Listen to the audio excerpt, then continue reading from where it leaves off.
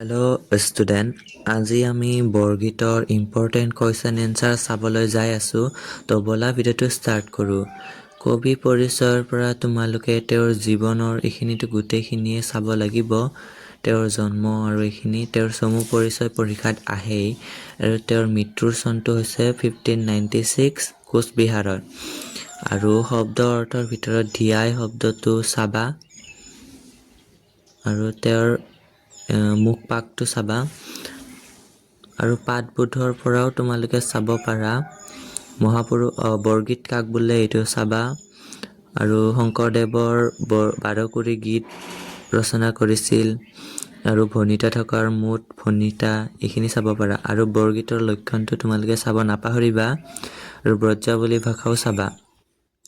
ইয়াতে গোটেইখিনি যেনেকৈ আছে তেনেকৈ লিখিব নালাগে। ইয়াতে ব্ৰজাৱলী ভাষা হ'ল এক প্ৰকাৰৰ কৃত্ৰিম সাহিত্যিক ভাষা।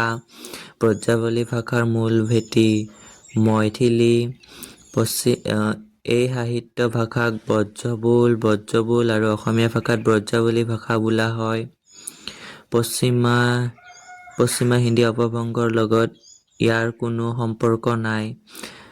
ব্ৰজাৱলী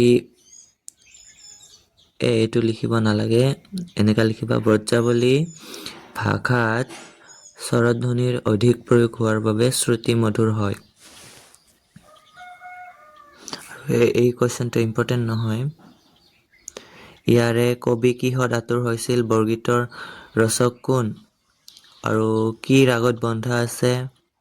মুখ পাপ এইখিনি চাবা। আৰু বৰগীতৰ মূল ভাৱটো ইমানো ইম্পৰ্টেণ্ট নহয়, তথাপিও চাই থৈ দিবা।